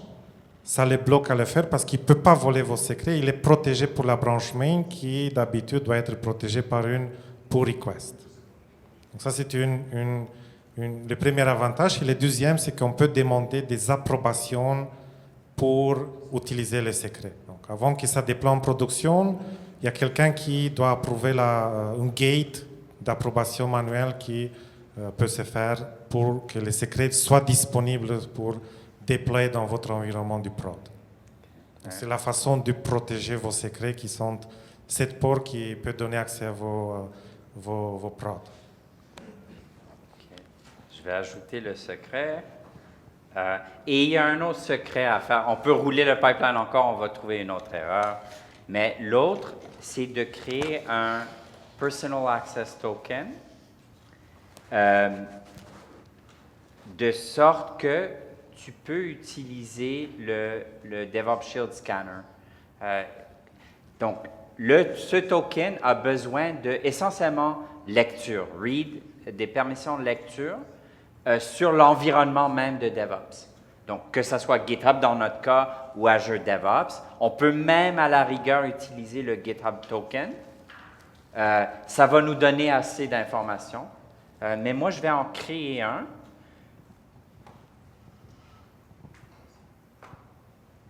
Pour vous montrer aussi comment le faire. Et ça, que ce soit dans GitHub, GitLab, Azure DevOps, on veut toujours évidemment minimiser les permissions autant que possible. Alors moi, je vais dans mon utilisateur et dans le bas à gauche, on va voir Developer Settings. Dans notre cas, on va prendre un classique token ici. Vous voyez comment je ne laisse pas mes tokens très longtemps. Tu peux prendre le défaut qui est 30 jours. Pour ce labo, si vous voulez, faites-le 2-3 jours seulement, il n'y a pas de problème. Hein. Donc, ou une journée seulement. Alors, je vais créer un nouveau token. Alors, on va faire démo live DevOps. C'est bien d'avoir un bon nom. Pour ça, il doit être unique aussi. Et encore, si vous n'êtes pas content avec les journées, on peut même le mettre une seule journée, si on veut. Même demain, ça va expirer un exemple. Et on met les permissions ici. Donc, qu'est-ce qui est le mieux? Je mets repo ou...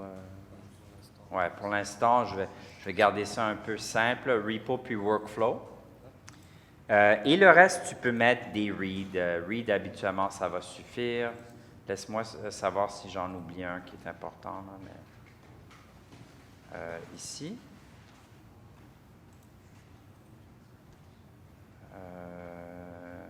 Read user.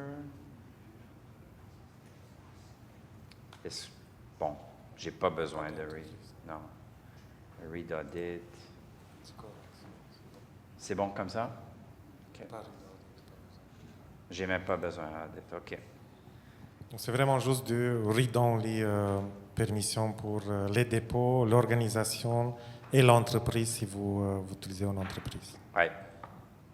Donc, et j'ai mis le projet aussi, Read Access Project. Donc, essentiellement, on garde ça simple.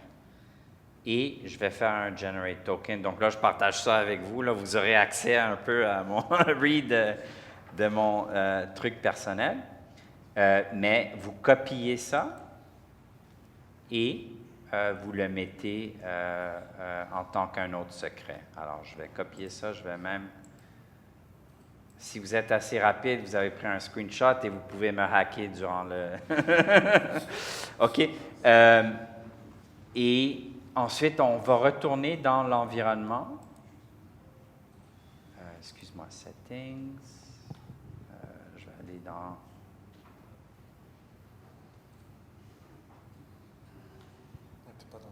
Ouais, je ne suis pas dans les repositories, je viens de voir ça. OK, alors je retourne dans mon repository et j'ajoute cette variable. C'est les deux seules variables qu'on a besoin. Secret, je devrais dire. Donc, on va aller dans le bon environnement qui est le dev et on va ajouter cet autre secret ici.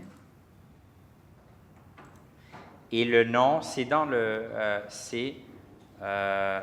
token underscore FOR for DOS, pour DevOps Shield. Donc ça va essentiellement scanner votre, tout ce que votre...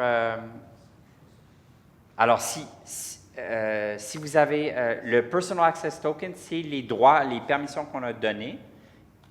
Donc, tout ce que vous pouvez voir par rapport à ces permissions, le token va pouvoir voir. Alors, un exemple, si vous aviez 3-4 repositories dans votre truc perso, ben, ça va scanner les 3-4 repositories. Pour vous donner aussi l'information qu'il vous faut. Mais il y a une limite, hein, je crois, pour le... OK. Alors là, c'est tout. Une fois que vous avez ces deux secrets-là, vous pouvez retourner au workflow et exécuter le workflow ici. Ouais. Donc, je vais le faire tout de suite. Et là, vous attendez. Là, ça va faire tout le kit. Là. Tu voulais dire? Oui, les tokens, c'est ce qu'on utilise ici. C'est juste pour vous montrer que vous pouvez l'utiliser à travers tous les dépôts, à travers plusieurs ressources.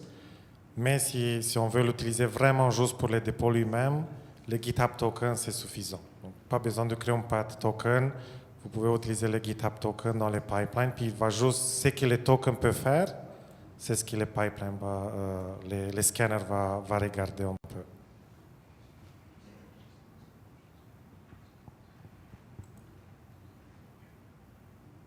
Donc, c'est ça, là, il est en train d'exécuter un peu tout. Je vais vous expliquer au moins pour que vous sachiez ce qui se passe.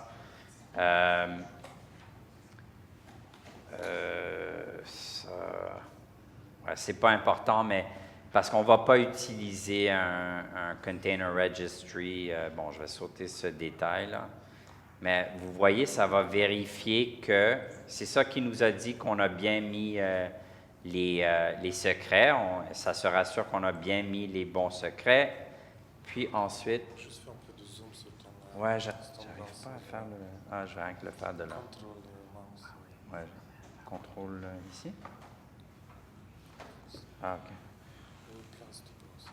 Ouais, je vais faire ça.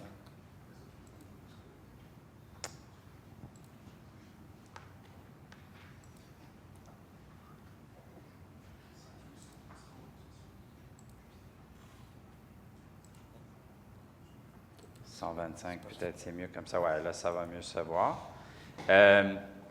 Donc, c'est ça. Donc, ce qui est important, ça fait rien quelques checks ici, mais ça va évidemment faire le check-out de la solution, installer toutes les dépendances Python à travers la filière Requirements. Et ensuite, ça va faire un build de l'image,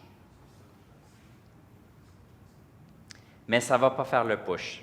Parce que j'ai pas... Évidemment, si vous avez un Container Registry sur AWS ou Google ou n'importe quoi, ou local ou Azure, vous pouvez faire ça. Mais moi, je l'ai sauté là pour Donc, c'est ça que ça fait ici. Puis là, ici, non. Donc, ça, c'était ça. Ça fait cette partie-là. Attends, je vais vous montrer. Ça fait le build and push ici. Ensuite, ce qu'on a fait, c'est que, ben pour l'instant, c'est bidon. C'est un exercice un peu plus tard, mais ça fait... Plus tard, on va voir comment ajouter des tâches supplémentaires. Donc ça, c'est un exercice un peu plus tard, mais ça aussi fait un scan de l'environnement DevOps avec le DevOps Shield conteneur. Ça a aussi exécuté un Software Composition Analysis avec pip audit. C'est ça qui s'est passé ici.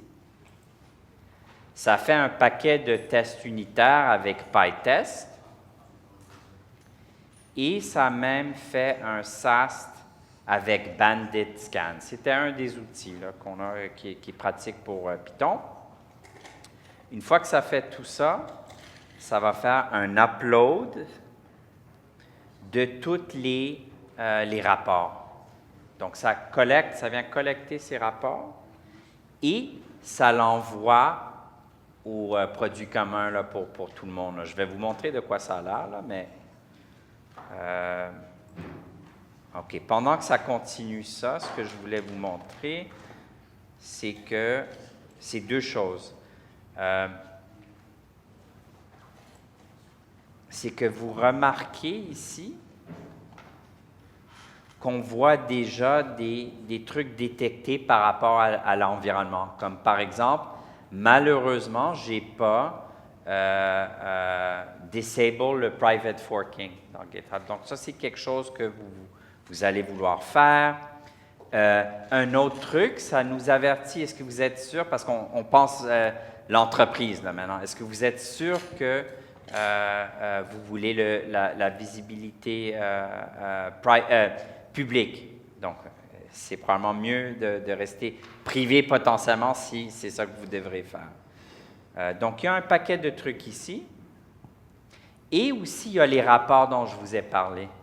Donc, il y a le rapport Bandit, il y a le rapport du Dependency Check, il y a le rapport de DevOps Shield en format SARIF, les résultats des tests unitaires ou tests Selenium, ils sont tous apparus là, ils sont disponibles dans le pipeline même, si le développeur veut le regarder. Sinon, ils ont aussi été poussés ou uploadés ici à Defect Dojo. Donc, je vais vous montrer comment faire ça. On va faire un logout. Peut-être vous n'avez pas l'URL. Hein? L'URL est... C'est où la meilleure place de trouver l'URL? Oui, c'est dans le pipeline. Il y a plusieurs endroits de le trouver, là, mais... Et en partant Defect Dojo, donc c'est open source, vous pouvez le voir sur GitHub. C'est vraiment s'intègre avec beaucoup des outils du scanning pour centraliser cette vulnérabilité, avoir un point central de toutes vos vulnérabilités dans vos pipelines. Bon, c'est dans le... Attends, je vais vous montrer. Il y a une façon où on peut le voir, c'était... Je pense que c'est peut-être dans le lab aussi.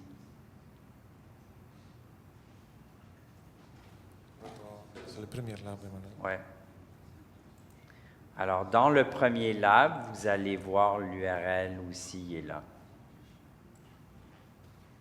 OK?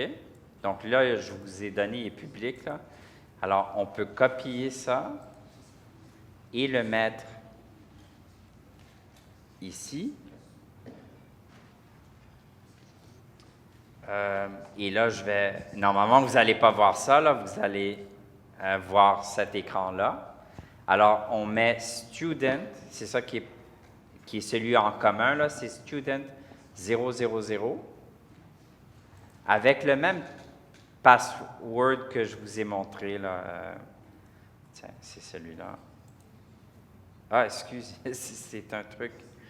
Attends une seconde.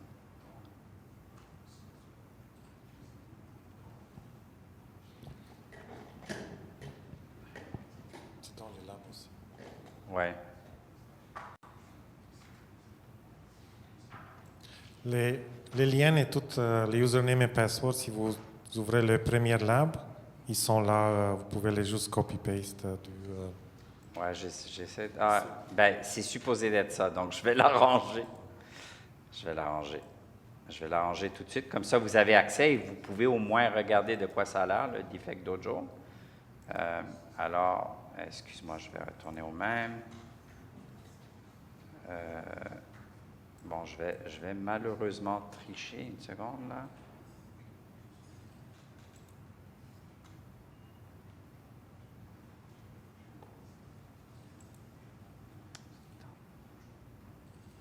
Ça, c'est toujours les défis là, de faire un démo live.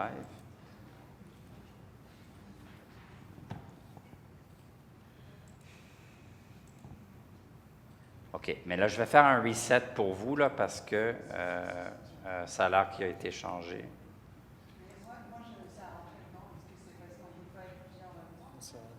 Ah, c'est bon, OK. Avec Pass at Word? Ah, OK, ça marche. Merci. Merci de confirmer. OK, donc je ne vais rien changer parce que ça a bien marché. Mais c'est ça, au moins, vous allez pouvoir voir, vous voyez dans les produits, et ça, je voulais vous montrer un peu. Alors, le Student 000 voit un seul produit. Et donc, vous pouvez, alors si vous vous donnez aux développeurs, pensez que chaque développeur a peut-être leur produit et vous voulez juste qu'ils regardent leur produit pour les résultats. C'est possible. Donc, vous pouvez faire tout ça avec Defect Dojo. Et en fait, c'est ça qui se passe. Donc là, si je rentre dans le produit, ce qui va se passer, c'est que vous allez voir ces engagements ici. Et si je les regarde, essentiellement, il y en a qui sont de moi, mais il y en a qui sont potentiellement de vous aussi, qui ont déjà suivi le labo. Et vous voyez comment les trucs ont été poussés. Alors, si je regarde le dernier push ici, c'est peut-être pas le mien en passant, mais ça a été poussé. Il y a le Bandit Scan ici. Et vous voyez, c'est là où vous pouvez voir chacun les résultats de chacun de ces trucs-là, avec une sévérité, etc. Et Defect Dojo, en général, supporte quasiment tous les outils. Vraiment, là, si vous regardez, là, si je vous montre ici, là, All Product Types, attends, là, je dois peut-être faire un login avec un autre utilisateur. Avec lui, un exemple.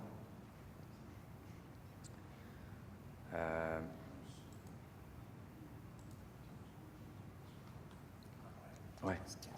OK. OK, bon, je vais passer à d'autres choses. OK. Alors, en tout cas, ça supporte plusieurs des produits, mais vous allez pouvoir suivre les liens. On va retourner au pipeline. Où est-ce qu'il est? Il est là. Oui, c'est le bon. Où est-ce que ça aide? Oui, vous avez une question? Qu'est-ce qu'on fait avec ça? Avec là où vous avez allé sur... Pour le Defect Dojo? Ouais, c'est ça, genre, c'est quoi qu'il faut regarder? Parce qu'il y a vraiment... Oui, il y a beaucoup. J'imagine que Critical, c'est la qu'on regarde. Oui. Mais est-ce que vous avez comme une piste de ce qu'il faudrait... OK. Alors, en principe, ce qu'il faudrait faire, il y a deux façons de le voir. Le Defect Dojo, l'idée, c'est un peu d'avoir une vue globale. Donc, si dans vos équipes, il y a quelqu'un qui est une équipe de sécurité ou quelque chose comme ça, qui est responsable pour la vue d'ensemble, combien on a de critical à travers l'entreprise ou des trucs comme ça, ça va être utile pour ça, le Defect Dojo. Ils vont pouvoir regarder des rapports par rapport à ça, utiliser les API pour voir ce genre de trucs. En tant que développeur ou quelque chose comme ça, moi, je préfère rester. Donc, soit je fais un login dans l'outil Defect Dojo, mais en réalité, je préfère essayer de regarder les résultats à même l'environnement de développement. Et ça se fait à travers, tu peux regarder à travers éventuellement, si tu pousses des trucs en Sarif, tu peux le regarder à même le produit. Je vais montrer un exemple. Il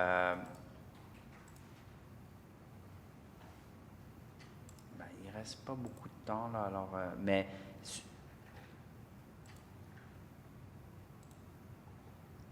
ça, c'est juste un exemple.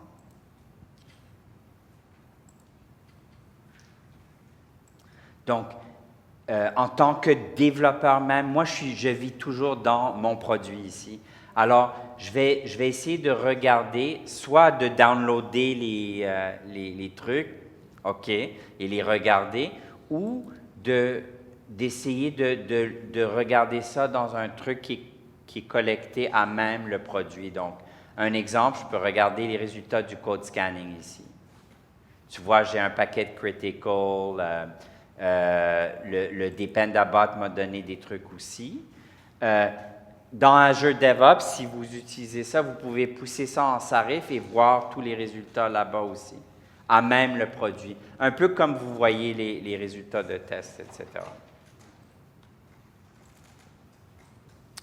OK, mais je vais retourner au pipeline. Il est là. Et vous voyez que ça a bien terminé. Donc, alors effectivement, ça a fait toutes ces analyses-là, ça a fait le upload à Defect Dojo et ensuite ça a déployé dans Kubernetes. Si vous êtes vraiment curieux de quoi ça a l'air, vous pouvez, c'est dans le labo, là, mais vous pouvez aussi voir, si vous faites GitHub, GH en fait, trait d'union, pygoat, .cadfordevops.com. Vous allez voir l'application aussi, là, si vous êtes curieux. Ça, c'est l'application commun, essentiellement.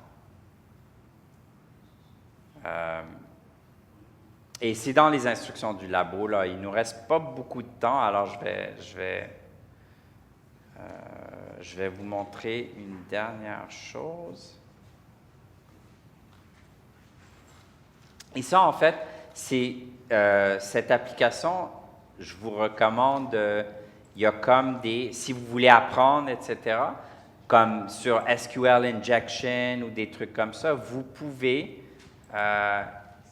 essayer des trucs ici. Alors, je vais dans SQL Injection et ça vous explique comment faire ce genre d'attaque et tout. C'est assez pratique là, pour ça, mais vous remarquez, regarde, c'est vraiment pas sécuritaire. Hein. Tu vois, j'ai not secure, c'est HTTP. Il faut faire attention là, quand vous jouez là-dedans. Là, mais alors, mettez pas vos mots de passe d'Amazon ou de trucs comme ça dedans, là, mais au moins vous pouvez apprendre un peu.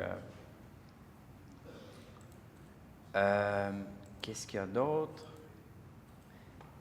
Ben, c'est ça. C'est vraiment surtout ça.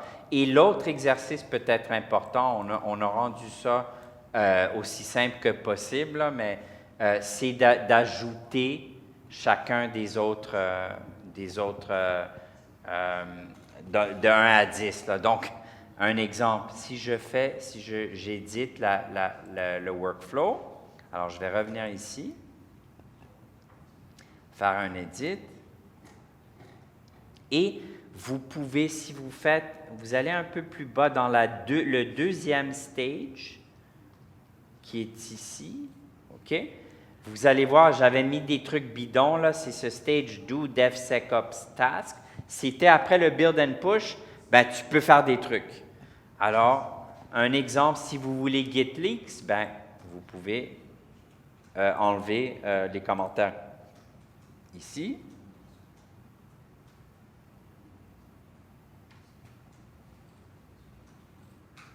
Donc là, je vais faire, que j'efface 2 espaces dans chacun, là. Malheureusement, c'est pas comme dans Azure DevOps, tu peux faire ça d'un coup, là, faire un Shift-Tab. Je ne sais pas si ça marche. Ça marche ici ou non? Hein? Et donc là, en enlevant les commentaires ici, ça veut dire que ça va faire un git leak. Je vais vous montrer de quoi ça a l'air un peu. Ensuite, tu peux faire le dependency review. Ça, c'est le truc open source de OWASP. Et alors, on peut faire ça aussi.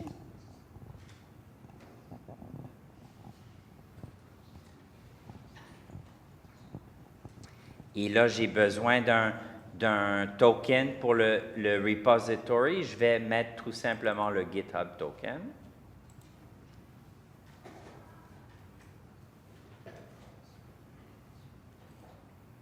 Donc, ça, c'est l'autre action ou tâche qu'on veut exécuter. Ce MSDO va faire un paquet de trucs aussi. C'est aussi disponible gratuitement. Lui, ce qu'il va faire, et j'ai toute la documentation, vous allez le voir, là. Lui, il va faire un bin skim. On parlait de scanner les binaires. Il va faire des linting pour Python. Il va aussi faire un TerraScan, des trucs comme ça. Donc, tout dans une seule action, en fait. Alors, c'est assez pratique. Et ensuite, vous remarquez qu'après ça, j'envoie ça en Sarif. Donc, ça va être collecté à même le produit de GitHub. Donc, on va pouvoir le voir centralement. On n'a pas toujours besoin d'aller sur Defect Dojo. Alors, c'est ça que je vais faire et je peux faire un save maintenant. Si vous remarquez, pour réécrire dans le security de GitHub, il faut avoir les permissions Security Events Right. Donc, je vais faire ça. Je vais faire un commit. Habituellement, ça devrait... Premièrement, on ne devrait jamais faire un commit sur main, là, c'est sûr. Il faut faire une branche et tout, mais j'essaie d'économiser du temps.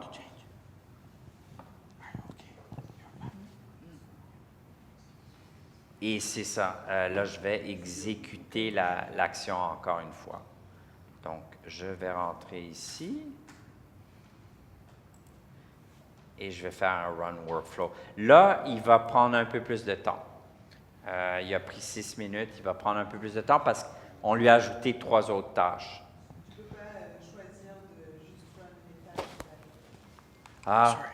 Non, parce qu'elles n'étaient pas dans la pipeline originale. OK. Oui. Mais ce que tu peux faire, c'est comme des paramètres que, tu sais, OK, si ce paramètre est on, ben exécute juste ça ou des trucs comme ça. Ouais. Ouais.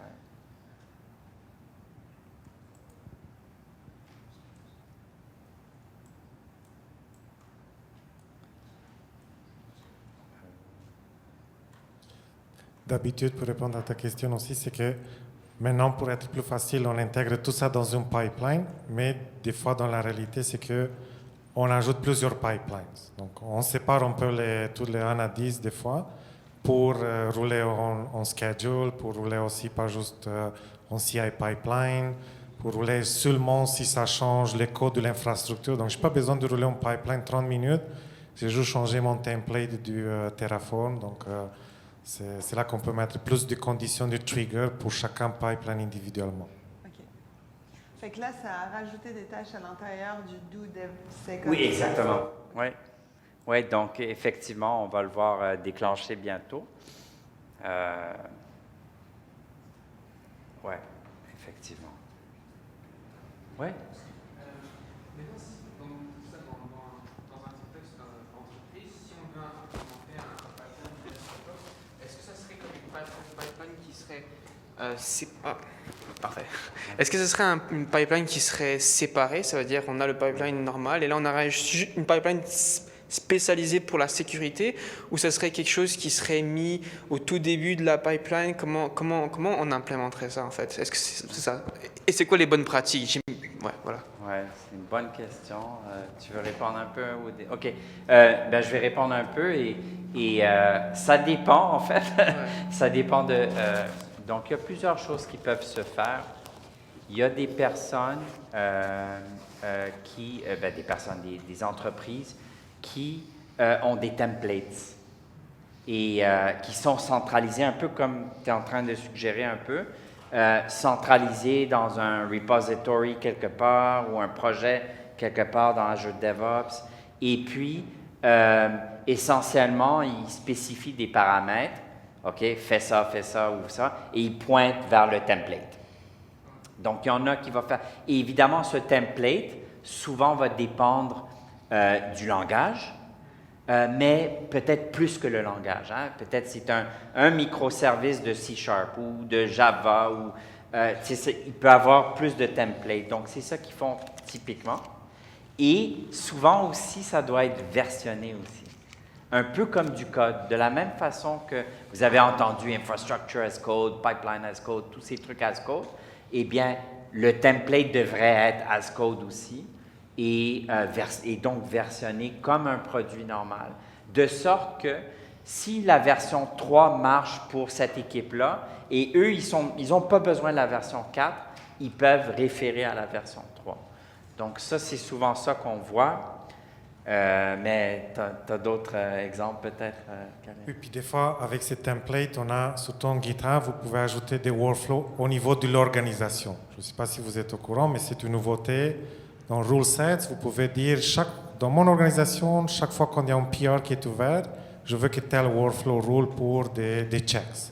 Donc c'est une nouveauté, ce n'est pas juste au dépôt, ça marche aussi au niveau de l'organisation. C'est des rule sets qu'on ajoute. On appelle ça Organization Workflows, mais le nom, c'est rule sets, pour vraiment s'assurer que si je veux rouler quelque chose pour tous mes dépôts, mais j'ai une façon de le faire. Donc, quand vous ouvrez un PR, c'est là où ça arrive plein de pipelines qui vont rouler trigger ou pull request, parce que c'est là qu'on va valider les analyses du secret. On valide aussi dans l'environnement le ID, mais les dépendances, directement dans les pull requests, il va y avoir plein de checks. Et ça peut partir 1, 2, 3, 5, 10, 15 pipelines en fonction de qu'est-ce qu'on a besoin du contexte de faire.